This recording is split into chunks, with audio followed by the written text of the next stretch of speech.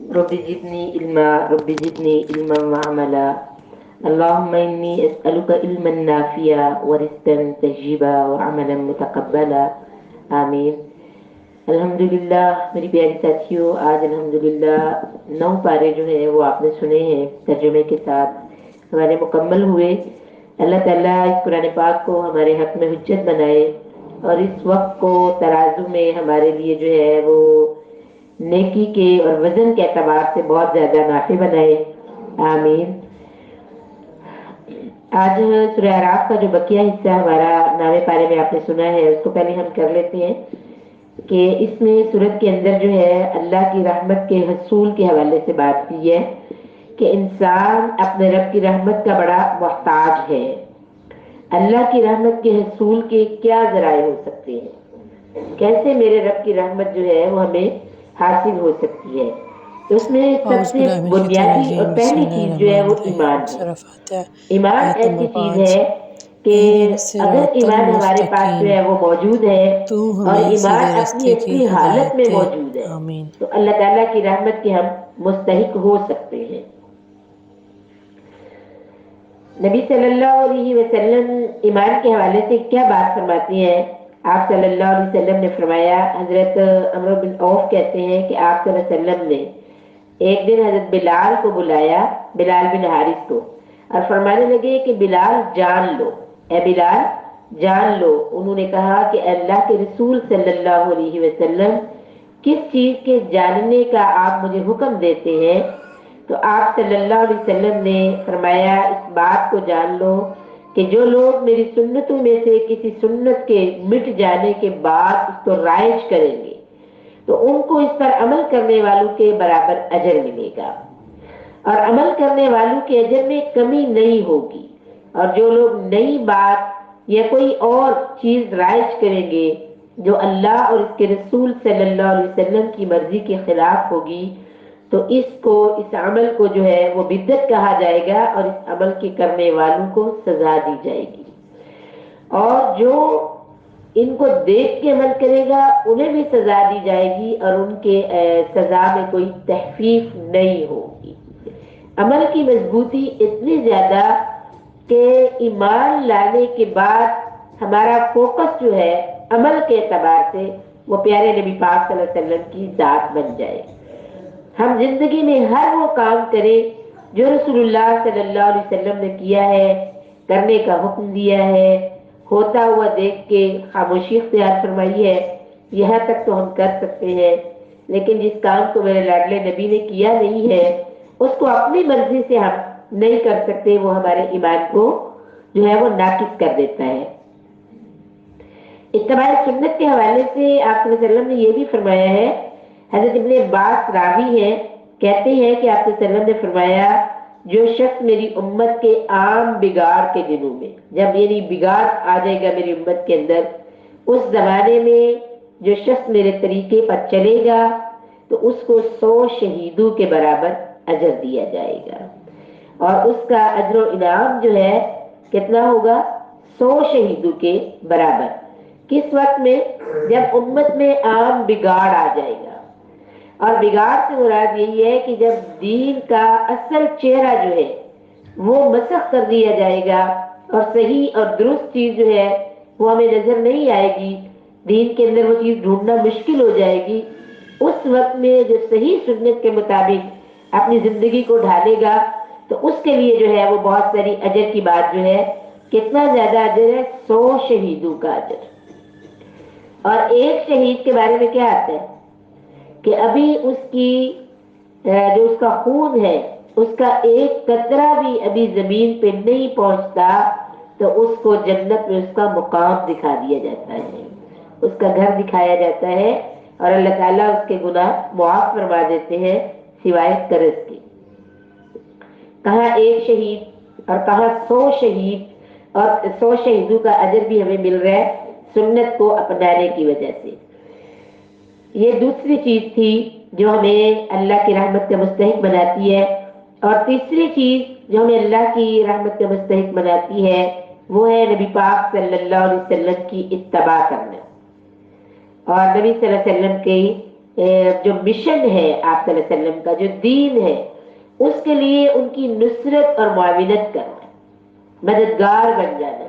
اور جس طرح قرآن مجید میں جو ہے وہ حضرت عیسیٰ علیہ السلام کے بارے میں آتا ہے کہ انہوں نے یہ بات کہی تھی کہ کون میری مدد کرے گا، تو حواریوں نے کیا کہا؟ نحن انصار اللہ. کہنے لگے اللہ کا مددگار کون ہے؟ تو حواریوں نے جواب دیا کہ نحن انصار اللہ، ہم اللہ کے مددگار ہیں. حالانکہ اللہ کو تو کسی مدد کی ضرورت نہیں ہے، اللہ تعالیٰ کو ہے مدد کی ضرورت. وہ جو کن کہہ کے فیکون کرتا ہے، اسے کسی مدد کی ضرورت نہیں ہے. یہ تو اعزاز ہے، یہ تو سعادت اور عزت ہے کہ اللہ رب ذوالجلال کے پیغمبر یہ بات کہتے ہیں کہ کون مددگار بنے گا، اور پھر کوئی بندہ مومن یہ بات کہے کہ میں مددگار ہوں، تو یہ ایک عزت کی بات ہے. ورنہ اللہ کو اس چیز کی ضرورت نہیں ہے. ابھی جب ہم مددگار کا دعویٰ کرنے کے بعد اس میدان میں اترتے ہیں تو اس کے بعد جو اللہ تعالیٰ کی رحمتیں ہم پہ آتی ہیں، اللہ کی برکتیں آتی ہیں، اس کی مدد آتی ہے، آخرت کے اندر جو کامیابی ملتی ہے، وہ ساری اس کے بعد پھر اس کی برکات ہی ہے. تو نحن انصار اللہ، ہم اللہ کے مددگار ہیں. مشن کیا تھا نبی صلی اللہ علیہ وسلم کا؟ آپ کی پوری زندگی کو ہم دیکھیں تو ہمیں کیا مشن نظر آتا ہے کہ نبی صلی اللہ علیہ وسلم کی زندگی کا مشن یہی تھا کہ اللہ کی طرف سے آنے والی ہدایات جو ہے انسان ان ہدایات کے تابع ہو جائے. اور اس کے لیے ہم دیکھتے ہیں کہ نبی صلی اللہ علیہ وسلم کی پوری زندگی کا ضرور آپ جو ہے نا اس رمضان میں، میرا مشورہ ہے آپ کے لیے کہ آپ اس رمضان میں سیرت النبی کی کسی کتاب کا مطالعہ ضرور کریں. کسی کتاب کا بھی کر لیں، بے شمار ورائٹی ہے سیرت کے موضوع پہ، اور اس کا مطالعہ ضرور کریں تاکہ مجھے اور آپ کو پتہ چلے کہ نبی صلی اللہ علیہ وسلم کا مشن کیا تھا، نبی صلی اللہ علیہ وسلم کی مصروفیات کیا تھی، آپ صلی اللہ علیہ وسلم کی صبح و شام کس طرح سے گزر رہی تھی، آپ کی ترجیحات زندگی کیا تھی، اور آپ کی سب سے زیادہ فکر کن امور پہ ہوا کرتی تھی. ان چیزوں کا ہمیں پتہ چلے اور ہم اپنی زندگی کو اس نہج پہ لے آئیں اور اس طرح سے اپنی زندگی کو بنا لے جس طرح سے نبی صلی اللہ علیہ وسلم نے جن چیزوں کو پسند کیا ہے وہی پسند میری بن جائے، اور جن سے آپ صلی اللہ علیہ وسلم نے جن ناپسندیدگی کا اظہار کیا ہے وہ میری زندگی میں بھی ناپسندیدہ بن جائے.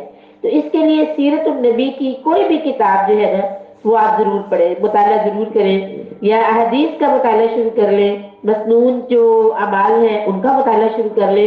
لیکن بہتر یہی ہے کہ آپ سیرت رسول پڑھیں تاکہ ان کی پہلے دن سے لے کے آخری دن کی تمام زندگی کے جو معاملات ہیں اور زندگی جس طرح سے گزاری ہے وہ ایک دفعہ ہمارے سامنے آ جائے.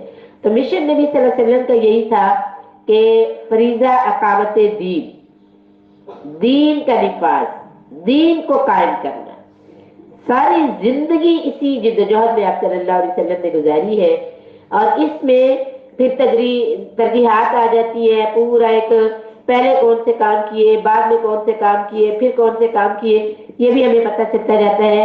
تو سب سے پہلی چیز اس میں پھر مشن کو جو ہے اس کے مددگار بننے کے لیے پہلے اس مشن کو ہم نے سمجھنا ہوگا. مشن ہے کیا؟ کیا مشن تھا رسول اللہ صلی اللہ علیہ وسلم کا کہ اس مشن کے لیے ہم نے مددگار بن جانا ہے. تو اس کو ہم نے سمجھنا ہے، اور اس کو سمجھنے کے لیے پھر ہمیں واپس آنا پڑے گا قرآن و حدیث کی طرف. قرآن کو پڑھیں گے، احادیث کو پڑھیں گے تو ہمیں مشن سمجھ آ جائے گا. لہذا اللہ کی رحمت کو پانے کا ایک اور بہت بڑا ذریعہ ہے جس کو آپ پڑھ رہے ہیں 7ویں پارے میں. کیا پڑھ کے آئے ہیں کہ وَإِذَا قَرَأْتَ الْقُرْآنَ، جب آپ کے سامنے قرآن پڑھا جائے تو آپ نے کیا کرنا ہے؟ وَانْصِتُوا، خاموش ہو جانا ہے. قرآن کی تلاوت کے وقت خاموشی سے اس کا سننا اللہ کی رحمت کے آنے کا سبب بن جاتا ہے. اللہ کی رحمت آتی ہے اگر قرآن مجید کو خاموشی سے سنا جائے، اور قرآن مجید اگر پڑھا جا رہا ہے تو اس کا سننا فرائض میں آ جاتا ہے، اس کو ضرور سننا چاہیے. پھر نمبر 5 پہ جو چیز ہے وہ ہے درود پڑھنا. اور درود پہ جب ہم پڑھتے ہیں تو اس کو ایک شعور کے ساتھ پڑھا جائے، بس دیکھا جائے، غور کیا جائے کہ اس میں بات کیا ہو رہی ہے، کیا بات ہو رہی ہے. مطلب درود جو ہم جیسے درود ابراہیمی کو پڑھتے ہیں تو ہمیں اس کی کتنا ہمیں فہم ہے، کتنی سمجھ ہے، کس طرح ہمیں کیا سمجھ آتی ہے درود پڑھ کے، ہم کیا کہہ رہے ہوتے ہیں، کوئی بتائے گا ویسے؟ یہ بہت زیادہ زور آیا ہے نا کہ درود پڑھا کرو، قرآن میں بھی اس کا تذکرہ آتا ہے، حدیث میں بھی آتا ہے، صحابہ کرام کے طرز عمل سے ہمیں یہ بات پتہ چلتی ہے، ہم اس کے بڑے فوائد اور ثمرات بھی پڑھتے رہتے ہیں، درود پڑھنے کا یہ فائدہ ہوتا ہے، درود پڑھنے کا یہ فائدہ ہوتا ہے، بہت کچھ ہم کیا سمجھ آتی ہے کہ کیوں درود پڑھا جاتا ہے، اس کے اندر بات کیا ہے؟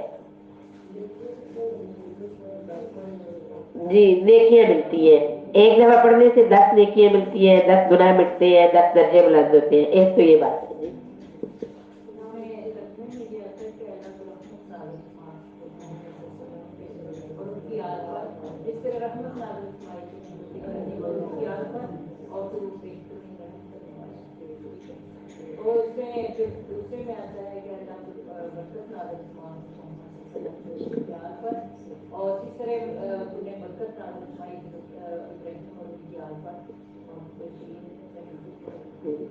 یعنی ایک دعا ہے جی۔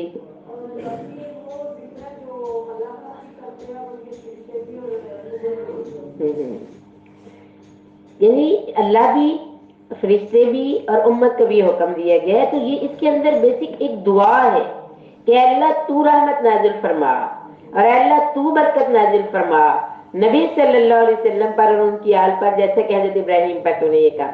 تو یعنی جس طرح حضرت ابراہیم کو اگر ہم دیکھتے ہیں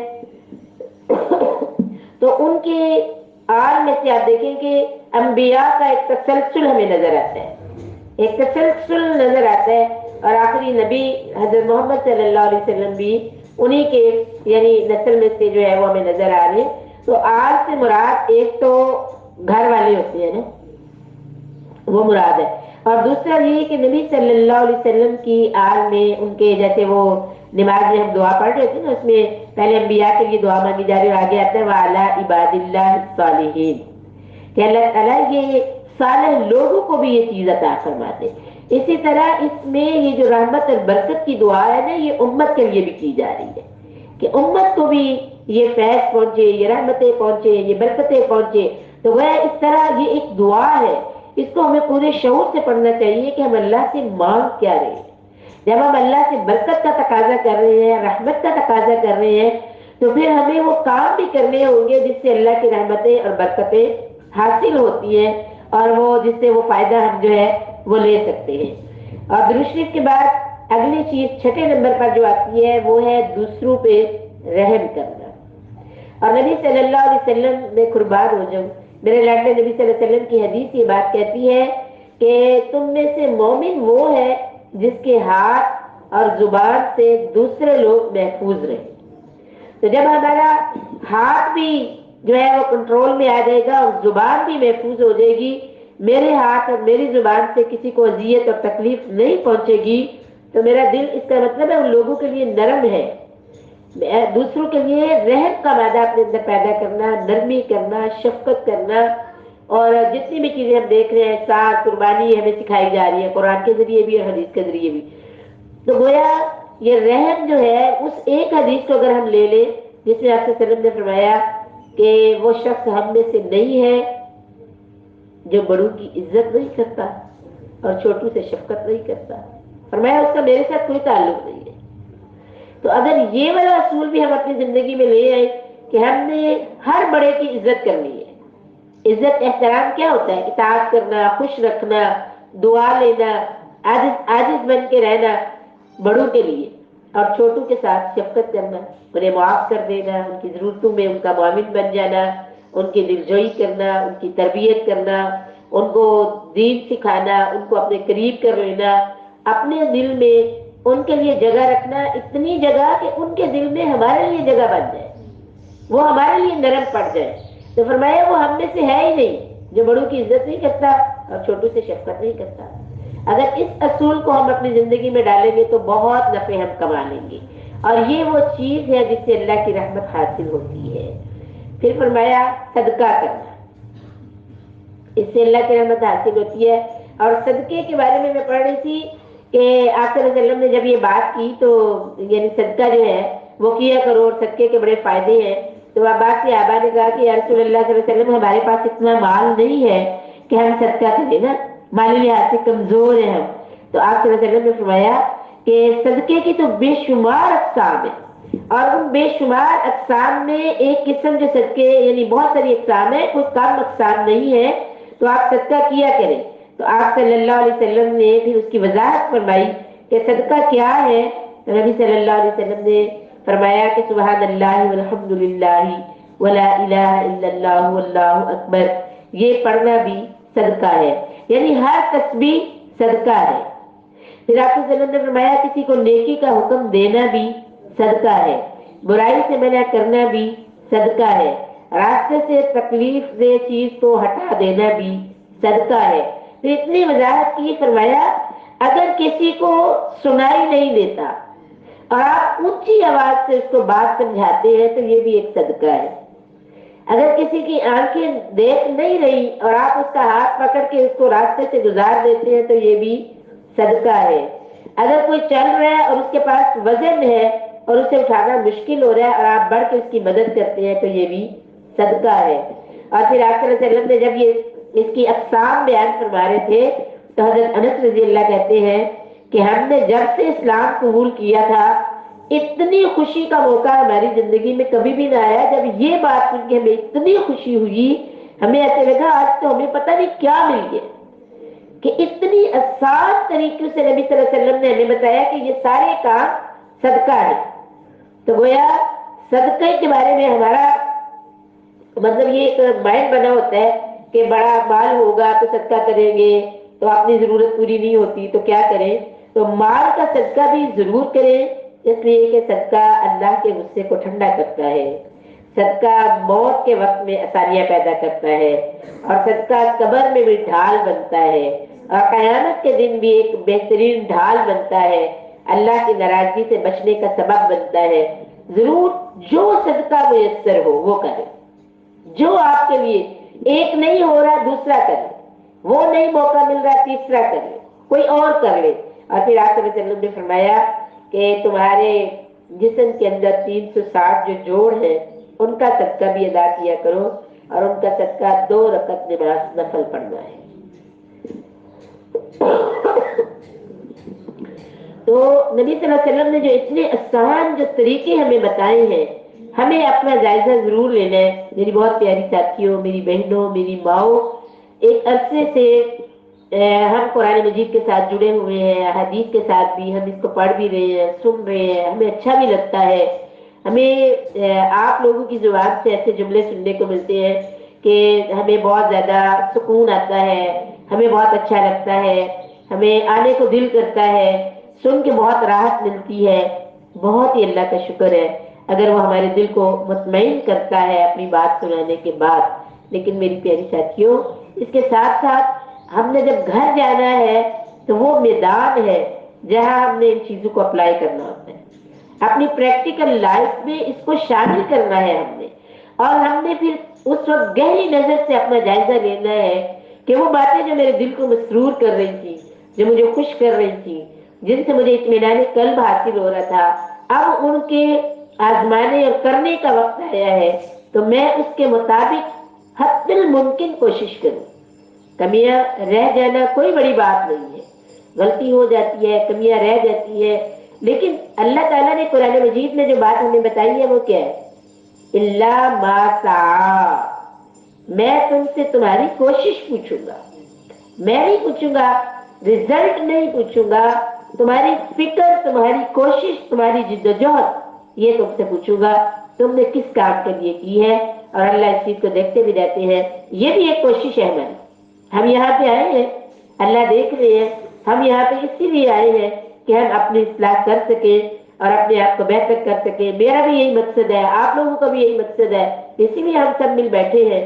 اور ابھی اس کوشش کے بعد اگلی جو کوششیں ہیں ان پہ بھی ہماری نظر رہے۔ 8ویں چیز ہے نماز تہجد اور باقی تمام جو نوافل ہیں ان کا اہتمام کرنے پر بھی اللہ کی رحمتیں حاصل ہوتی ہیں۔ استغفار کی کثرت نمبر 9 پہ، اور نمبر 10 اللہ کے راستے پہ چلتے ہوئے صبر کرنا۔ صبر ایک بہت بڑی چیز ہے، اس کا تذکرہ سورہ بقرہ میں بھی پڑھ کے آئے ہیں کہ جہاں پر بھی مشکل محسوس ہو، یعنی اپنے رب کی اطاعت کرنے میں ہی یہ مشکل آتی ہے زیادہ، تو جہاں پر بھی کوئی مشکل آ جائے وہاں ہم نے کیا کرنا ہے؟ ہاں، ایک تو یہ چیز پڑھیں گے. دوسری چیز جو اسی جگہ پہ ہمیں ملی ہے وہ ہے یا ایھا الذین آمنوا استعینوا بالصبر والصلاۃ. نماز اور صبر کے ذریعے اللہ سے مدد طلب کی جائے. جب بھی کوئی آپ کے تکلیف کا وقت آ جائے، مشکل کا وقت آ جائے، تو آپ فوراً نماز کی طرف آ جائیں. واہ ویلا، شکایت، رونا دھونا، غصہ کرنا اور زبان کا غلط استعمال کرنا، کسی کو گالی گلوچ دینے لگ جانا، بد دعائیں دینا، اس طرح کی تمام باتوں سے خود کو بچا لینا. صبر، قرآن نے کہا ہے صبر مومن کا ہتھیار صبر ہے. مومن اپنا ہتھیار ہر وقت اپنے پاس رکھے. صبر. اور جب آپ ایک دل کی کیفیت بڑی تکلیف آپ محسوس کر رہے ہیں نا، آپ وضو کریں اور جائے نماز پہ آ جائیں. جو تکلیف پہنچی ہے اپنے رب سے شیئر کریں، اسے بتائیں یہ تکلیف آ گئی ہے اور بہت پریشان ہوں، تیری مدد کی منتظر ہوں، تجھی پہ بھروسہ کرتی ہوں، تجھی پہ میرا توکل ہے، تیرا ہی مجھے یقین ہے، اور میرے مالک میں نے کسی سے کچھ نہیں کہنا. حسبنا اللہ، مجھے اللہ کافی ہے. نعم المولا، کیا خوب ہے میرا مددگار، کیا خوب ہے میرا مالک. ونعم النصیر، اتنے اچھے مددگار کے ہوتے ہوئے میں کیوں کسی دوسرے کی طرف دیکھوں. جب میں اسے مانگتی ہوں تو مجھے کسی بھی طرح کی انسلٹ فیل نہیں ہوتی، مجھے عزت کا احساس ہوتا ہے. وہ میرا تحفظ کرتا ہے. وہ ایسی ذات ہے جس سے مانگ کے مجھے آگے سے انکار نہیں ہوتا، جس سے میں مانگوں تو وہ مجھے اگنور نہیں کرتا. تمہارا تو کام ہی یہ ہے، تم روز ہی آ جاتی ہو. نہیں، وہ کہتے ہیں تیرا مانگنا، تیری یہ ادا مجھے اتنی پیاری لگتی ہے کہ تم میرے محبوب بندوں کی لسٹ میں آ جاتی ہے جب تم مجھ سے مانگتی ہے نا. اور جو نہیں مانگتا وہ نہیں مجھے اچھا لگتا، وہ متکبر بن جاتا ہے، میری مدد نہیں چاہتا، مجھے پکارتا نہیں ہے، مجھ سے مانگتا نہیں ہے. مانگنے والے کو میں اپنے قریب کرتا ہوں. تو جب میرا رب کہتا ہے کہ مجھ سے مدد مانگو، اور یہ دو طریقے ہیں، آپ بے شک آزما کے دیکھیے گا. کبھی اللہ تعالیٰ سب کو اپنی حفاظت میں رکھے، ایسا مشکل وقت ہم پہ نہ آئے. لیکن اللہ کی آزمائش کوئی آئی تو چیک کیجئے گا کہ اگر ہم اپنی زبان کو کسی بھی شکایت سے بچا کے نماز کی طرف آ جائیں گے اور اپنا مسئلہ اپنے رب کے سامنے رکھیں گے، تو آپ دیکھیں گے کہ اللہ ہمارے مسئلے کو ایسے حل کرے گا کہ ہمارا ہم سوچ بھی نہیں سکتے کہ یہاں سے بھی یہ کام ہو سکتا ہے. وہاں سے ہمارا کام ہو جائے گا انشاءاللہ. یہ اس کا وعدہ ہے. اگلی چیز ہے کہ اللہ کے بتائے ہوئے طریقوں پر عمل کرنا اور معاشرتی جو احکامات ہیں ان کی پابندی کرنا. زندگی گزارتے ہوئے معاشرتی احکامات کی پابندی، اور اس میں پوری زندگی کا احاطہ ہے کہ ہم جیسے رہتے ہیں تو ہر جگہ پہ ہم نے اللہ کے حکم کی پابندی کرنی ہے. یہ کام جب ہم کرنے کا ارادہ ہی کرتے ہیں، نیت ہی باندھتے ہیں، تو کوشش کرتے ہیں، میدان میں اترتے ہیں، تو ہم سے زیادہ ہمارا دشمن چکنا ہو جاتا ہے، اور وہ ہم سے زیادہ مٹیریل اور ساز و سامان لے کے ہمارے سامنے کھڑا ہو جاتا ہے، اور وہ اپنے پورے ہتھ کنڈے پھر استعمال کرتا ہے اور پوری طرح سے ہمارے اوپر جو ہے وہ ایک جال پھینکتا ہے اور اس کے اندر ہمیں لینے کی کوشش کرتا ہے اپنے فریم میں. اس کو اب ہم دیکھیں گے کہ وہ ہمارے ساتھ کیا کیا کرے گا. سب سے پہلی چیز، سب سے بڑے اجر والے کام پہ وہ اپنا کام کرے گا کہ وہ توحید کا، یعنی توحید کا انکار یا توحید سے انحراف کے راستے ہمیں بتائے گا.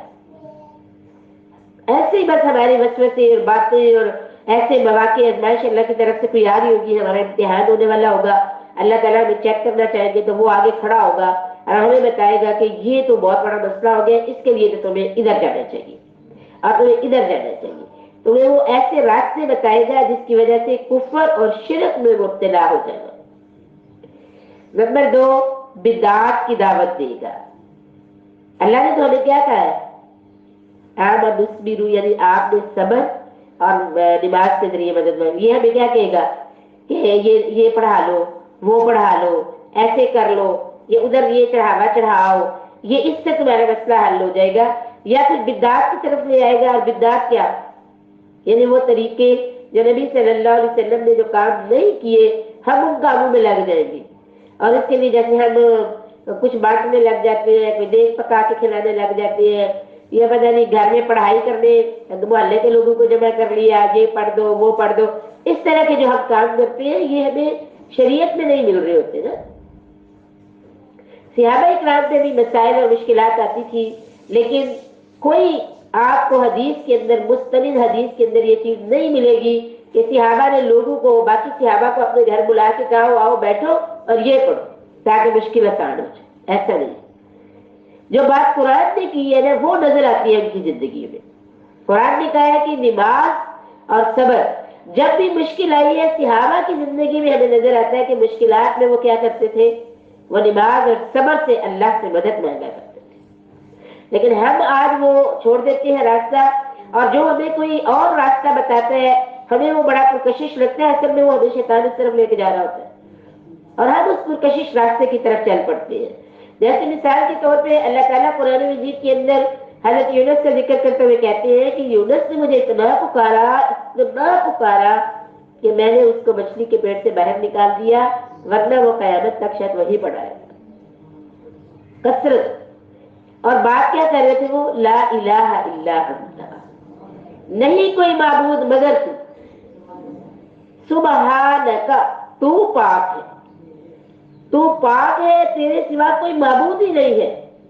انی کنت من الظالمین، میں ظالم ہوں، غلطی مجھ سے ہو گئی ہے، کوتاہی مجھ سے ہو گئی ہے. تو نے ظلم نہیں کیا، میں ظالم، غلطی میں نے کی. اتنا کہا، اتنا کہ اللہ تعالیٰ نے انہیں مچھلی کے پیٹ سے نکالا، اور وہ سارا انشاءاللہ ادھر پہنچیں گے تو دیکھیں گے. باہر کہنے کا مطلب یہ ہے کہ جب میرے اوپر کوئی تکلیف کا وقت آتا ہے تو مجھے فوراً پہلا کام، کہاں مجھ سے غلطی ہوئی ہے، کہاں میں نے اپنے رب کو ناراض کیا ہے. اپنا جائزہ، اپنے آپ کو چیک کرے، کہاں غلطی ہوئی. کسی بہن کا دل دکھایا ہوگا، کسی بچے کے ساتھ کوئی زیادتی ہو گئی ہوگی، کسی اہل محلہ کے ساتھ کوئی معاملہ ہوا ہوگا، اللہ کا کوئی حق تو نہیں رہ گیا، کہاں غلطی ہوئی ہے. کوئی گناہ ایسا ہو گیا جس پہ میرا دھیان نہیں گیا اور میں نے وہ غلط کر دیا. تو اپنے آپ کو چیک کرے، جہاں جہاں غلطی نظر آئے اپنے رب سے، یا اللہ مجھ سے ہو گئی غلطی، اللہ میں معافی چاہتی ہوں، میری زبان سے کچھ ایسا نکل گیا ہے، میرے ہاتھ سے کچھ ایسا ہو گیا ہے، میرے معاملات میں کچھ کمی آ گئی ہے، میرے رویے میں کوئی ایسا مسئلہ ہو گیا ہے، اے رب میں تجھ سے معافی چاہتی ہوں. فوراً معافی مانگے. توبہ، توبہ کیا کرتی ہے؟ بڑے دروازے کھولتی ہے توبہ. اولاد ملتی ہے، رزق ملتا ہے، جنت ملتی ہے، دل کا سکون ملتا ہے، اور دنیا وسیع ہوتی ہے، بہت کچھ حاصل ہوتا ہے توبہ کے ساتھ. توبہ کرنا، اللہ سے معافی مانگنا، پھر یہ کہ مسنون عمل کرے، نماز پڑھے اور اللہ سے مدد مانگے. اور اگر مطلب جیسے ہمیں کوئی مشورہ دے دیتا ہے تو ہمیں لگتا ہے کہ ہمیں ایسا کرنا چاہیے، میں آپ سب سے یہ بات کہوں گی میری بہت پیاری ساتھیوں، میرے رب نے ہمیں اس مشقت میں نہیں ڈالا، میرے حبیب صلی اللہ علیہ وسلم نے بھی ہمیں اس مشقت میں نہیں ڈالا کہ ہم اس طرح سے لوگوں کو جمع کریں، انہیں آئس کریم کے لیے بٹھا دیں، پھر ہم ان کے کھانے پینے کے انتظام میں لگ جائیں. خود ہم اس میں بیٹھ نہیں سکتے، خود ہم پڑھتے نہیں، ہمارے گھر کے سارے لوگ انتظامات میں لگے ہوتے ہیں. مسئلہ ہمارا ہے، وہ لوگ تو اکاؤنٹنگ پوری کر کے چلے جاتے ہیں، اکاؤنٹنگ ہو رہی ہوتی ہے نا، یہ پڑھے ہوئے ہیں، یہ نہیں پڑھے ہوئے، یہ پڑھے ہوئے ہیں، یہ نہیں پڑھے ہوئے، کیا ہے جی 1.25 دفعہ کا وہ پورا کرنا ہے. ایسی کوئی بات ہمیں کہیں دین میں نہیں ملتی. آپ خود پڑھیں، جتنا دل کرتا ہے راتوں کو آپ کروٹ کروٹ اپنے رب کو پکارے، دن میں آپ چلتے پھرتے اپنے رب کو پکارے، جب فارغ ہوتے ہیں تو بیٹھ کے اس کو پڑھے. یہ کوئی ضروری نہیں کہ 1.25 پڑھا جائے گا تو کام ہوگا، ایسی کوئی بات نہیں. آپ کو پورے قرآن میں ایسی کوئی بات نہیں ملے گی، احادیث کے اندر مستند آپ کو کوئی ایسی بات نہیں ملے گی. ہاں البتہ ہمارے بزرگوں کا یا بڑوں کا یہ طریقہ کہ انہوں نے کثرت کو اس طرح مطلب کہ زیادہ سے زیادہ سوالات کرنا، مگر شریعت اس طرح کی کوئی بات ہم سے نہیں کرتی. اس لیے بجائے یہ سارے غم اپنے اوپر ڈالنے کے آسان کام ہمیں شریعت نے کہا. اللہ کہتے ہیں مجھے پکارو، کثرت صبح شام مجھے پکارو، ہر وقت مجھے پکارو. تو وہ پکار اس سے کہیں زیادہ اچھی ہے کہ ہم ذاتی طور پہ اپنے رب کو پکاریں. फिर हम पता है क्या कहते हैं, वो फलाने ने कहा था ये पढ़ो, वो भी वादी पढ़वाया है, ये वाला भी किया है, वो वाला भी किया, काम नहीं हुआ। मेरे रब को पसंद ये था कि मैं उसे कसरत से पुकारूं, मेरा काम हो जाएगा। और मैंने ये काम भी ये समझा कि लोग आके कर रहे हैं और मैं सिर्फ खाना खिला दूंगी तो काम हो जाएगा। ये गलत फहमी है मेरी और आपकी, ऐसी कोई बात नहीं है। हमें खुद उस काम को करना होगा, कसरत के साथ उस चीज को पढ़े, खुद अल्लाह से मांगे, और आप देखेंगे कि जब आप मांगेंगी तो आपका काम कितनी जल्दी हो जाएगा। तमाम चीजों में इस चीज का ख्याल रखें, बिदअत से बच के रहना है हमने। जी अब ये दुरूद तंजीना पढ़ा ले, अब ये चीज पढ़ा ले, अब ये चीज पढ़ा ले। आप देख ले, आप पूरा कुरान सुन रहे हैं, माशाल्लाह 9 पारे हो गए हैं, और आपको क्या मिला है पढ़ने पढ़ाने के हवाले से? इनफिरादी काम मिला है, जाती तौर पे करो, आपने ये काम करना है तो आपका काम हो जाना है। हमने खुद इस काम को करना है। इस रिवाज को हमें थोड़ा कम करना चाहिए कि हमें दीन को समझना चाहिए, दीन पे अमल करना चाहिए, दीन को इशाअत और तबलीग और लोगों को इससे अवेयर करें, बजाय इसके कि हम अपना बहुत सारा टाइम इन कामों में लगा देते हैं कि आज हमने यासीन पढ़ानी है, आज हमने ये पढ़ाना है। पढ़े, अपने घर के अफराद बैठ के पढ़े, सारे अल्लाह से मिलके दुआ मांगे, मिलके पढ़े। अगर अहले मोहल्ला में कोई बहुत प्यारी दोस्त है आपकी, वो भी कहती है मैं भी आके पढ़ना चाहती हूँ, वो भी आ जाए। लेकिन ये जो हमने एक बाकायदा तौर पे दावतनामे और दावतें देना और बुलाना और फिर बैठ जाना और फिर पढ़ना और फिर पूरा एक माहौल बनाना और खाने शाने के सारे सिस्टम करना, ये चीजें रसूमात में आ जाती है। दीन और शरीयत में हमें ये चीजें उस तरह से नहीं मिलती। बिदात से बचना तो वो हमें बिदात के रास्ते दिखाएगा शैतान जो है। और इसके बाद जो है गुनाह का इर्तिकाब, गुनाह कबीरा में मुब्तला करने की कोशिश करेगा। लेकिन अगर कोई कुव्वी ईमान वाला बंदा है तो वो तो गुनाह कबीरा से बचेगा, तो वो फिर उसको गुनाह सगीरा में लेके आएगा, छोटे छोटे गुनाहों में उसको मुब्तला करेगा, छोटे छोटे गुनाहों की तरफ उसको लेके आएगा। हीलो हुज्जत, ये भी हमें वो करता है। हीलो हुज्जत, हम भी दलाल देने लग जाते हैं, नहीं वो असल में ये है, फलाने की बात है ना, घर में बड़े हैं ना तो फिर करना पड़ता है ना। भाई आपने अपने बड़ों को कुरान की कोई बात अच्छे अंदाज में, जो एक जैसे हमें कुरान ने कहा है मौइज़तुल हसना, उस तरह से आपने कोशिश की है अपने बड़ों के साथ बात करने की, मौइज़तुल हसना के साथ, कुरान सामने, उनको कुरान के दलाइल के साथ किसी भी अच्छे तरीके से कि मेरा अम्मीजान ये कर लेते हैं, अबूजान ये कर लेते हैं। हमारे मामलात इस तरह से होते हैं कि हमारे अंदर मतलब कमी होती है ना, हमारे रिलेशन उस लेवल के नहीं होते कि हम जरा आराम से बैठ के बात कर सकें, कमजोरी होती है वहां पे भी। हमें बहुत मामलात इस तरह के होते हैं कि हम अपने अंदर ये जरूरत नहीं पा रहे होते हैं, और पहले ही शैतान हमें ये बात कहता है तुम्हारी कोई माननी है, उन्होंने तुम्हारी बात नहीं मानेंगे, कोई और कहे तो शायद मान ले, तुम्हारी नहीं मानेंगे। ये भी उसका एक वसवसा है जो हमारे दिल में डाल रहा होता है और हमें एक दूसरे से दूर कर रहा होता है और हमें इस नेकी के काम से मना कर रहा होता है। तुम्हारी नहीं मानेंगे, तुम्हारी तो बात सुननी नहीं उन्होंने। अच्छा मियाँ से बात करती हूँ, मियाँ ने कहाँ सुननी है, वो तो उनसे भी ज्यादा बोलेंगे कि नहीं अम्मी ने कहा है तो यही करो, मुझे पता है उन्होंने यही कहना है। ये सारा कुछ यही कर रहा होता है। ये हमारे अंदर ये हिलो हुज्जत और किलो काल, बैसो मुबासा और इस तरह की सारी बातें इसकी तरफ से हमारे अंदर आ रही होती हैं। फिर निस्यान, बुला देता है। ये बात उस मौके पे हमें भूल ही जाती है कि हमारा कोई रब भी है, हमें अल्लाह की तरफ पलटना है, हमें अल्लाह से मदद चाहनी है, हमें अल्लाह को पुकारना है। ये बात ही हमारे दिमाग से निकल जाती है, वो हमें बुला देता है और हम इधर उधर लोगों से पूछते हैं क्या करूं, बताओ मैं अब क्या करूं। फिर हमें उसी के जरिए से वो जो बातें भी मिलती है वो हम कर लेते हैं और हम असल चीज को भूल जाते हैं। शराकत, खाना जब हम खाते हैं या किसी भी चीज में अपना हिस्सा निकलवाता है हमसे। और खाने के बारे में तो आपसे सल्लल्लाहु अलैहि वसल्लम ने फरमाया जिस खाने पर बिस्मिल्लाह नहीं पड़ी जाती उसमें से अपना पूरा हिस्सा वसूल करता है। अल्लाह अकबर। फिर ये कि गुमराही की तरफ ले आता है, पस्ती की तरफ हमें लेके आता है। अल्लाह माफ करे अगर हम बेदार ना हो, हमारा ज़मीर ना जागे, हमारा ईमान पूरे कहने के पावरफुल ना हो, तो वो आहिस्ता आहिस्ता आहिस्ता हमें कहाँ पे ले जाता है, नऊजुबिल्लाह अस्फल साफिलीन में लोगों का शुमार होने लगता है। हमें खुद ही साफ होता है। हम बहुत दफा कह रहे होते हैं कि मैं ये काम पहले बड़ा किया करती थी, मैं इस तरह से, मुझे इन चीजों का शौक होता था, फिर मेरी शादी होगी फिर बस ऐसे ही अब उधर में ऐसे हमें लगता है कि बस ये ऐसी आम सी बात है, हालांकि पीछे उसने बड़ा वर्क किया होता है, बड़ी मेहनत उसने की होती है और बड़ी प्लान के साथ वो हमें लेके चल रहा होता है। और हर आराम से कह देती है मैं पहले बड़ा करती होती थी, अब नहीं मुझसे होता, अब मैं ये नहीं करती। और बिल्कुल यानी एक बंदा जो बड़ा अच्छा पर्दा करने वाला, नमाजी, कुरान की तिलावत करने वाला, अपने घर में बड़ा वो इस तरह हम अक्सर देखते हैं, हम कहते हैं ये अपने बेके में होती थी तो ऐसी होती थी, अब इसकी शादी हुई है तो ये ऐसी हो गई है।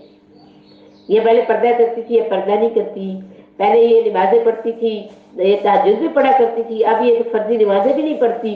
तो ये पीछे वो बड़ा काम करता है, हमें वो बड़े तरीकों से पीछे लेके आता है। तुम्हारे घर वाले ऐसे, तुम उनकी खिदमत करो, वो इससे बड़े खुश होंगे, वो इसी से राजी होंगे, तुम इनके आगे पीछे रहो, तुम्हारे शोहर को ये पसंद है, और पता नहीं क्या क्या वजह से बाहर वो ऐसी लड़कियों को देखेंगे, उधर मुतवज्जे हो जाएंगे, तुम उनके सामने इस तरह से बन सवर के आओ।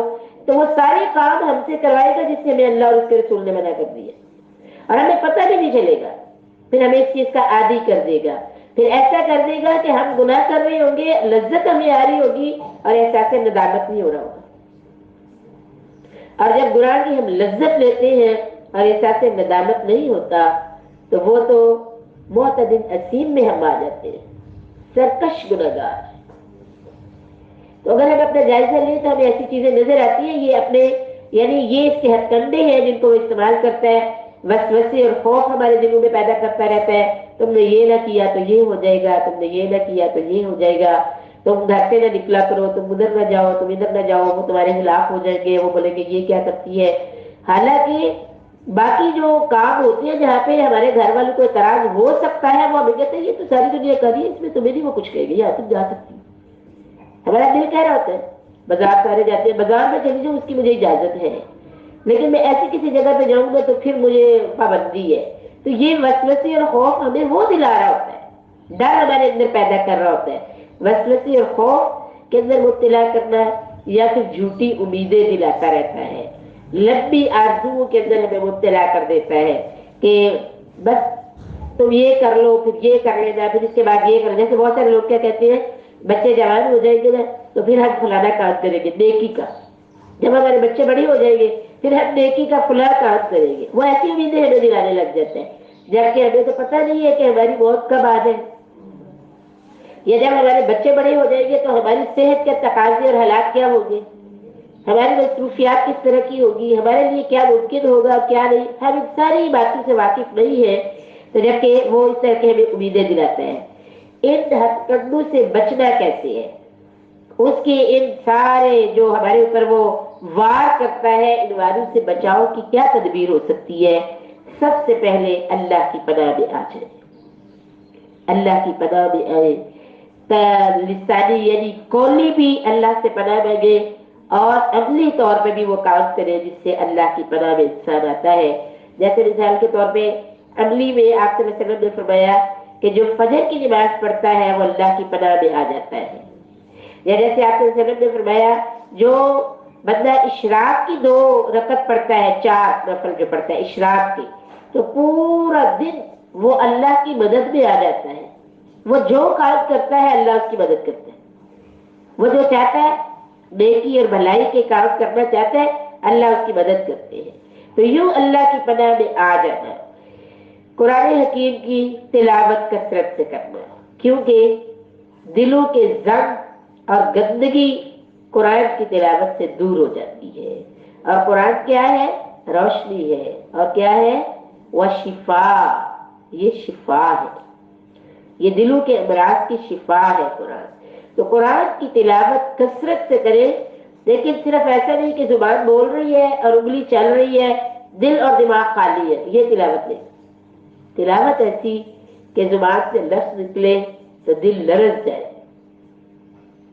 हमें नजर आने लगे कहाँ मैं गलती पे हूँ और कहाँ मैं ठीक हूँ, कहीं हम रुक के अल्लाह का शुक्र अदा कर रहे हो और कहीं हमारी जुबान पे इस्तिग़फ़ार जारी हो जाए। ऐसी तिलावत कुरान करना है। आयतुल कुर्सी को पढ़े, आप सल्लल्लाहु अलैहि वसल्लम ने आयतुल कुर्सी को क्या कहा है, ये मुहाफिज बन जाती है, और फरमाया कि अपने माल पे, खास तौर पे माल पे इसको पढ़ देंगे तो शैतान का वक्त उसके ऊपर नहीं चलता, वो बेबस रहता है, جہاں پر آیت الکرسی پڑھی جاتی ہے. معوذتین سورہ فلق اور ناس، اس کو پڑھیں.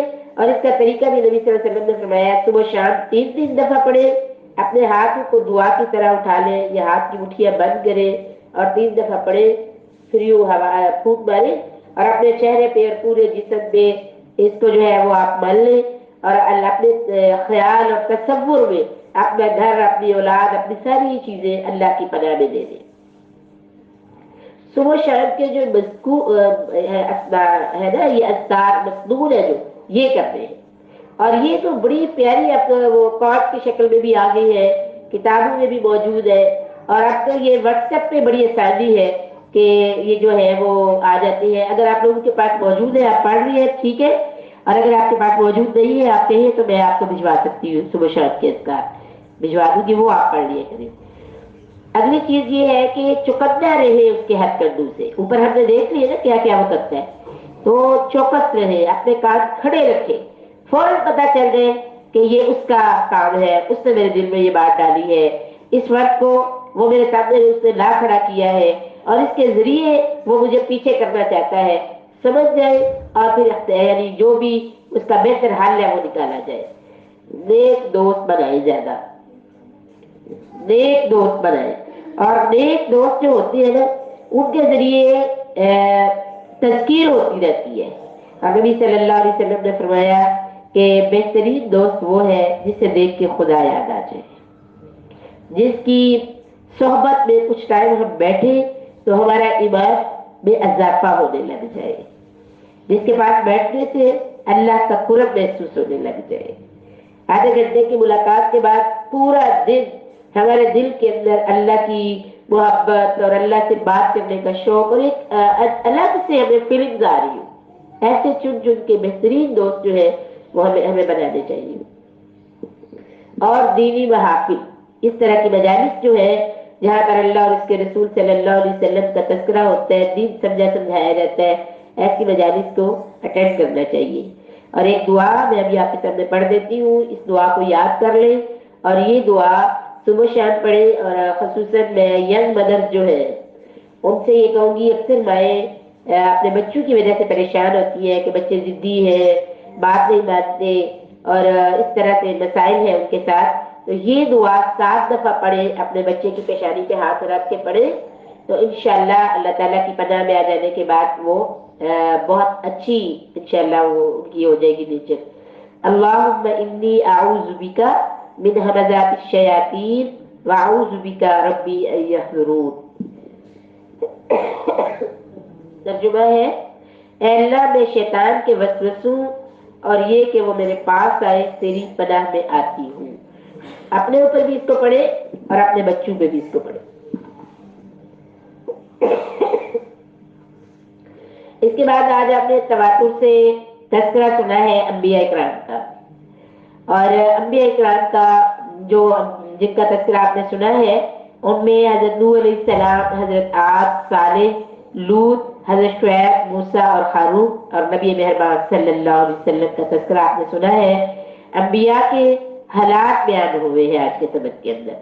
تمام انبیاء اپنی قوم کی طرف بھیجے گئے اور ان میں سے کوئی نبی بھی امیر، بادشاہ یا بڑے کوئی دنیاوی مال کے اعتبار سے کوئی زیادہ خزانوں کا مالک نہیں تھا.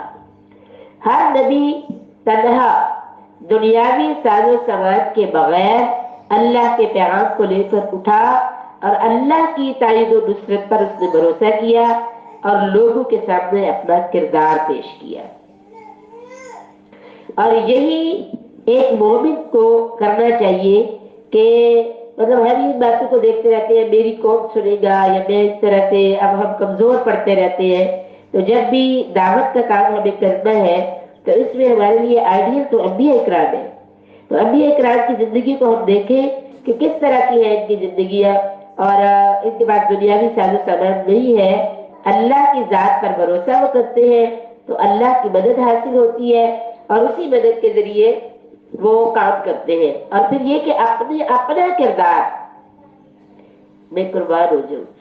نبی صلی اللہ علیہ وسلم کو دیکھیں کہ جس چیز کے لیے بھی امت کو حکم دیا نا یہ کرو، تو اپنا کردار پیش کیا ہے۔ مثلاً آپ صلی اللہ علیہ وسلم نے فرمایا کہ نماز میری آنکھوں کی ٹھنڈک ہے، نماز کا حکم دیا ہے، تو آپ صلی اللہ علیہ وسلم کی نمازیں دیکھیں ذرا کس طرح کی ہیں۔ اور 5 نمازیں ہمیں کہا ہے کہ یہ فرض ہے، یہ آپ نے پڑھنی ہے، اس کے علاوہ اگر آپ کوئی بھی نماز نہیں پڑھتے تو آپ گنہگار نہیں ہیں، ٹھیک ہے؟ یہ 5 صرف آپ پڑھتے ہیں اور آپ کوئی نہیں پڑھتے تو آپ گنہگار نہیں ہیں۔ اگر آپ پڑھتے ہیں تو آپ بڑے درجوں پہ پہنچتے ہیں، آپ اور آگے نکل جاتے ہیں اور پسندیدہ عمل کرتے ہیں۔ لیکن 5 کا حکم دیا، باقی ترغیب دی ہے کہ یہ پڑھو گے تو یہ ہوگا، یہ پڑھو گے تو یہ ہوگا، ترغیب ہے، نہ پڑھو تو گناہ نہیں ہے۔ لیکن خود میرے لاڈلے نبی صلی اللہ علیہ وسلم کی نمازیں، فرض 5 نمازوں کے ساتھ تہجد ضرور پڑھی ہے، اور بہت پہلے سے پڑھ رہے تھے تہجد کے علاوہ اشراق، اوابین، چاشت، نماز حاجت، اور پھر دعائے استخارہ سے پہلے نوافل، سفر پہ جا رہے ہیں تو نفل پڑھ کے، واپس آ رہے ہیں تو سیدھا مسجد میں نفل، آندھی تیز ہوا چلی ہے تو مسجد کی طرف دوڑے ہیں اور جا کے نماز پڑھی ہے، اور سورج گرہن ہوا ہے تو آپ صلی اللہ علیہ وسلم نے نماز پڑھی ہے، چاند گرہن ہوا تو نماز پڑھی ہے، جو بھی مسئلہ ہوتا تو آپ صلی اللہ علیہ وسلم نماز پڑھتے۔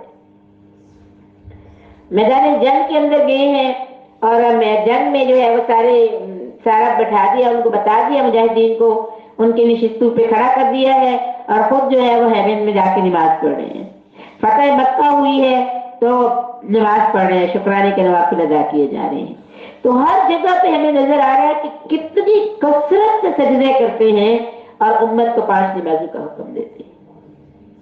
30 روزے ایک ماہ کے رمضان کے جو آئے ہیں تو کہا کہ یہ تمہارے اوپر فرض ہے، یہ آپ نے چھوڑا تو آپ گنہگار ہو جاؤ گے، اللہ کے سامنے جواب دہی ہوگی، یہ ہر حال میں رکھے۔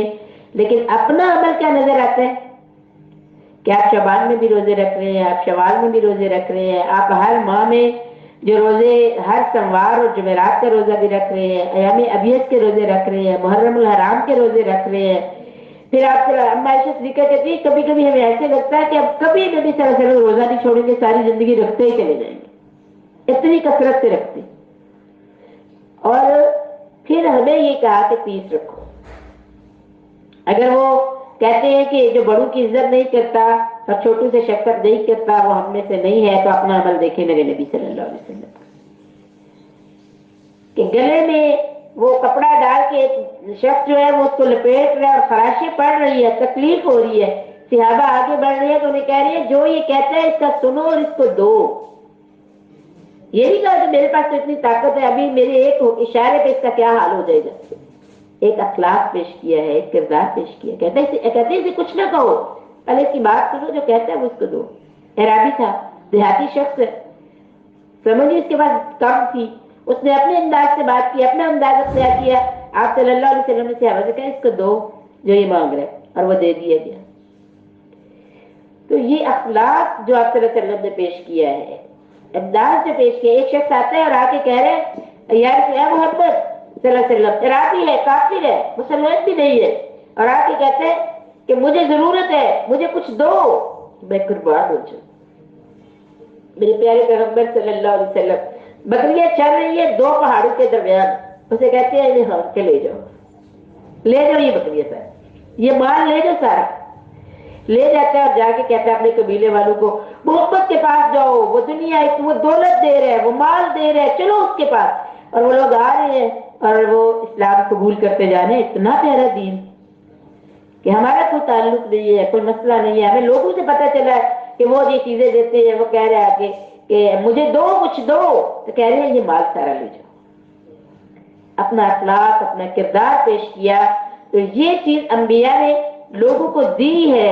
اب آپ پیچھے بھی آپ نے دیکھا ہوگا تمام انبیاء کرام کی جو زندگیاں ہیں انتہا کی خوبصورت، اور اپنی امت کے لیے کتنے وہ نرم کو ہوتے تھے، اور کس طرح کا جذبہ ان کے دلوں میں ہوتا تھا، اور ان سے بات کرتے تھے۔ اس کے بعد ہم دیکھتے ہیں کہ انبیاء کا اگلا کام کیا ہے۔ بنیادی تعلیمات جو ہے نا ان کی بنیادی وہ 2 ہی تھی، کیا؟ توحید اور رسالت۔ یہ بات سے زیادہ زور ہوتا تھا، اللہ وحدہ لا شریک ہے اور میں اللہ کا نبی ہوں، میری بات مان لو، اس بات پہ زور دیا تمام انبیاء کرام نے۔ خوشخبریاں دینے والے اور خبردار کرنے والے، یہ کام ہے انبیاء کا۔ سب کے ساتھ یکساں سلوک کرتے تھے، اور جٹلائے گئے، ستائے گئے، مذاق اڑایا گیا، سرداروں نے تکبر کیا، اور مساکین ایمان لے کے آئے۔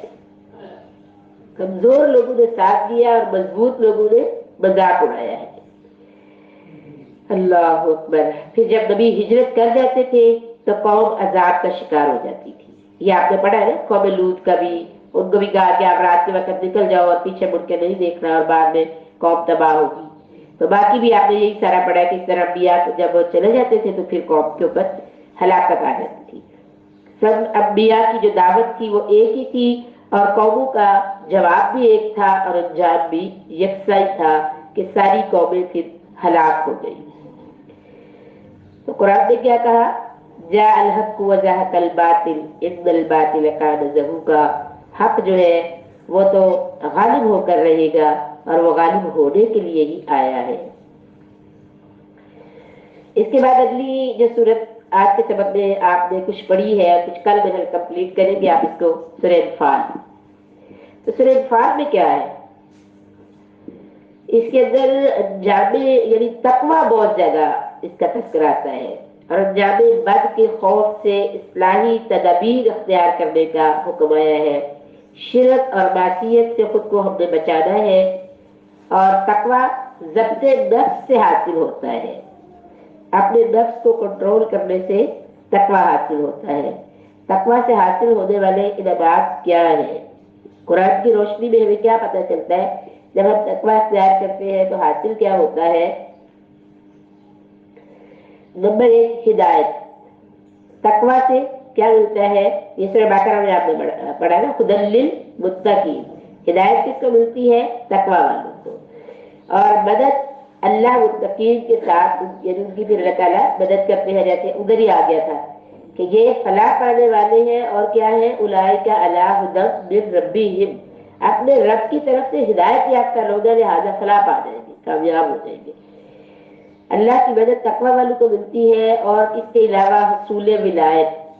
سب سے بہتر وہ ہے جو متقی ہے، وہ اللہ کا دوست بن جاتا ہے تقوی اختیار کرنے سے۔ پھر یہ کہ حصول علم، اللہ کا تقوی اختیار کرو تو اللہ تمہیں اپنا دین بھی سکھائے گا، اور تمہارے لیے راستے بھی آسان کر دے گا۔ پھر بشارت ہے تقوی والوں کے لیے، فرمایا دنیا اور آخرت میں متقین کے لیے بشارت ہے۔ یہ سورہ یونس کی آیت کا ترجمہ ہے۔ اللہ تعالیٰ حفاظت کرتے ہیں تقوی والوں کی۔ اگر تم صبر کرو اور تقوی کی روش اختیار کرو تو ان کی چالیں تمہیں نقصان نہ دے گی۔ اگر ہم تقوی اختیار کریں گے تو فراہی رزق حاصل ہوگا، رزق کی وسعت آئے گی۔ تقوی اختیار کرنا فراہی رزق کا موجب بنتا ہے۔ مشکلات کا حل بھی حاصل ہوتا ہے۔ اگر تقوی اختیار کیا جائے تو مشکلات سے نکلنے کے راستے اللہ کی طرف سے بن جاتے ہیں اور آسان ہو جاتا ہے۔ چشم پوشی کرنا، اگر تم اللہ سے ڈرتے ہو تو پھر چشم پوشی کرو، اللہ بھی تم سے چشم پوشی کرے گا۔ یہ کیا چیز ہے؟ چشم پوشی کیا چیز ہے؟ اگر آج ہم ایسا کام کریں گے اللہ کو راضی کرنے کے لیے تو کل ہمارے ساتھ بھی، اور آج بھی اور کل بھی، آج بھی ہماری غلطیوں کو اللہ تعالیٰ پردے میں رکھے گا، اور کل قیامت کے دن بھی اللہ ہم سے چشم پوشی فرمائے گا۔ جنت حصول، جنت تقوی والوں کے لیے تیار کی گئی ہے، اور عدت للمتقین، جنت تقوی والوں کے لیے۔ اور سورہ رحمان نے تو فرمایا 2 جنتیں ہیں تقوی والوں کے لیے۔ اور تقوی کے بارے میں آپ صلی اللہ علیہ وسلم، ایک شخص جو ہے وہ سکرات الموت میں، وہ جوان تھا لڑکا، تو آپ صلی اللہ علیہ وسلم کو پتہ چلا تو آپ صلی اللہ علیہ وسلم اس کے پاس لیے اور پوچھا کہ دل کی کیا حالت پاتی ہو، کیا محسوس کر رہے ہو؟ تو کہنے لگا کہ یا رسول اللہ صلی اللہ علیہ وسلم، کبھی تو مجھے بہت خوف میرے اوپر طاری ہوتا ہے کہ ادھر سے جانے کے بعد پتہ نہیں اللہ میرے ساتھ کیا معاملہ کریں گے، اور کسی وقت میرا دل جو ہے نا وہ مطمئن ہوتا ہے کہ میں یہاں سے جاؤں گا تو میرا رب مجھ سے پیار سے بات کرے گا، مجھ سے راضی ہو چکا ہوگا۔ تو آپ صلی اللہ علیہ وسلم نے فرمایا کہ مومن جو ہوتا ہے نا اس کے دل کی یہی کیفیت ہوتی ہے، وہ امید اور خوف کی درمیانی کیفیت میں ہوتا ہے، دونوں چیزیں اس کے پاس آ رہی ہوتی ہیں۔ اور فرمایا کہ تم جیسا گمان کرو گے نا ویسا ہی اپنے رب کو پاؤ گے. اور گمان ہم کب، ہمارا گمان خود بخود نہیں بنتا، ہمارے عمل کے ساتھ ہمارا گمان ہوتا ہے. آپ کا کیا خیال ہے؟ یہ ویسے مجھے ایسا ہی لگتا ہے کہ اگر ہمارا عمل اچھا ہوتا ہے تو گمان بھی اچھا ہو جاتا ہے، اور اگر ہمارا عمل اچھا نہ ہو تو ہم اوپر اوپر سے یہ بات کہتے بھی رہے اللہ بڑا معاف کرنے والا ہے، لیکن اندر سے ہمیں پتا ہوتا ہے کہ اللہ کس کو معاف کرنے والا ہے، میرے کہنے سے وہ معاف نہیں کرے گا، مجھے دیکھے گا. اس کے انصاف کا بھی یہ تقاضا ہے. اور پھر اس کے بعد کیا کہا کہ اللہ کی مہمانی تقوی والوں کے لیے ہے. متقین کے لیے جنت میں اللہ نے مکمل طور پہ ضیافت تیار کر رکھی ہے، ان کی دعوتوں کا اہتمام ہوگا جنت میں. اللہ اکبر. پھر فرمایا کہ یہ جو نظر اور قربانی اور جتنی بھی اس طرح کی چیزیں ہوتی ہیں نا وہ کس کی قبول ہوتی ہے؟ تقوی والوں کی. نظر جو ہے وہ تقوی والوں کی قبول ہوتی ہے. سورۃ مائدہ میں آپ پڑھ کے آئے ہیں اللہ تقوی والوں سے بے خبر نہیں رہتا. ایک بندہ اللہ سے ڈر رہا ہے، اللہ سے امیدیں لگا رہا ہے، اللہ کی بات مان رہا ہے اور اللہ اس سے لاپرواہ ہو جائے، ایسے نہیں ہو سکتا، یہ نہیں ہو سکتا. فرمایا کہ اللہ تقوی والوں سے بے خبر نہیں ہے. تقوی نیک اعمال میں مددگار بن جاتا ہے، قرب الہی کا ذریعہ بنتا ہے. اور پھر آپ نے پڑھا ہے کہ مسجدوں کے جائز متولی اہل تقوی ہی ہو سکتے ہیں. اپنے گھروں کا متولی بھی اللہ نے اہل تقوی کو بنایا ہے. اور حجۃ الوداع کے موقع پر نبی صلی اللہ علیہ وسلم نے جو خطبہ دیا تھا اس میں بھی یہ بات فرمائی تھی کہ آپ سے وسلم نے فرمایا کہ فضیلت کی بنیاد جو ہے، کسی کو فضیلت اور اہمیت دینا، وہ جو ہے وہ رنگ و نسل اور قوم کی وجہ سے نہیں ہے بلکہ تقوی کی وجہ سے ہے. تقوی کے حصول کے لیے بھی مطالعہ ہمیں کرنا چاہیے. قرآن مجید کے اندر بے شمار آیات ہیں تقوی سے متعلق. حدیث کی کتابیں آپ کھولیں تو پورے پورے چیپٹر آپ کو ملتے ہیں تقوی سے. اور کتابوں میں سیرت میں دیکھیں تو بے شمار کتابیں بھی ہیں. اور ایک سیرت ہے، کتاب ہے ایک، اس کا نام ہے ہم اپنی تربیت کیسے کریں. ہم اپنی تربیت کیسے کریں، یہ مراد مراد صاحب کی کتاب ہے، بڑی ہی پیاری ہے. اگر آپ اس کو پڑھ لیں گے تو انشاءاللہ ہمارے لیے اور بھی زیادہ معاون اور مددگار ہو جائے گی. اللہ تعالیٰ ہم سب کو بہترین سمجھ اور بہترین عمل کی توفیق عطا فرمائے، ہم سب سے راضی ہو اور ہمارے لیے اپنے راستے پہ چلنا آسان فرما دے. بسم اللہ الرحمن الرحیم. سبحانک اللہم ربنا وبحمدک نشہد ان لا الہ الا انت نستغفرک ونتوب الیک. اللہم اغفر لی ذنبی کلہ دکہ وجلہ اولہ وآخرہ وعلانیتہ وسرہ. اللہم اغفر لنا وللمؤمنین والمؤمنات والمسلمین والمسلمات وألف بين قلوبهم وأصلح ذات بينهم وانصرهم على عدوك وعدوهم. اللهم اغفر وارحم وأنت خير الراحمين. ربنا هب لنا من أزواجنا وذرياتنا قرة أعين واجعلنا للمتقين إماما. اللهم اغفر وارحم وأنت خير الراحمين. رب اغفر وتب علي إنك أنت التواب الرحيم. اے ارحم الراحمین، اے غفور الرحیم، اے تواب الرحیم، اے ودود الرحیم، اے میرے مالک و مولا، ہر طرح کی تعریف، پاکی، کبریائی، بڑائی تیرے ہی لیے ہے. اے میرے مالک و مولا، تو وحدہ لا شریک ہے. اے الہ العالمین، ہم تیری بندیاں ہیں، بڑی کمزور ہیں. اے اللہ، بڑی بے بس ہیں. اے ربی، ہم تجھ پہ ایمان لائی ہیں، ہم تجھ سے محبت کرتی ہیں، ہم تجھے راضی کرنا چاہتی ہیں، ہم تیرے راستے پہ چلنا چاہتی ہیں. اے اللہ، ہم اپنے اہل و عیال کے ساتھ، اپنے والدین کے ساتھ، اپنے بہن بھائیوں سمیت، اور اے اللہ اپنے تمام حلقہ احباب سمیت، ساری دنیا کے مسلمانوں سمیت ہم یہ چاہتے ہیں کہ ربی تو ہم سے راضی ہو جائے اور ہمارے لیے جنتوں کے دروازے کھول دینا، ہماری قبروں کو، اللہ ہماری قبروں کو جنت کے باغوں میں سے باغ بنا دینا۔ اے میرے مالک و مولا، اس پرفتن دور کے اندر جبکہ فتنے بارش کی قطروں کی طرح ہمارے صحنوں میں موجود ہے، ہمارا مددگار بن جا، ہمیں تھام لے، تو ہمارا سہارا ہے۔ اللہ پاک تیرے سوا کوئی اور در نہیں ہے، کوئی اور جگہ نہیں ہے۔ اللہ پاک ہم کس کو پکارے؟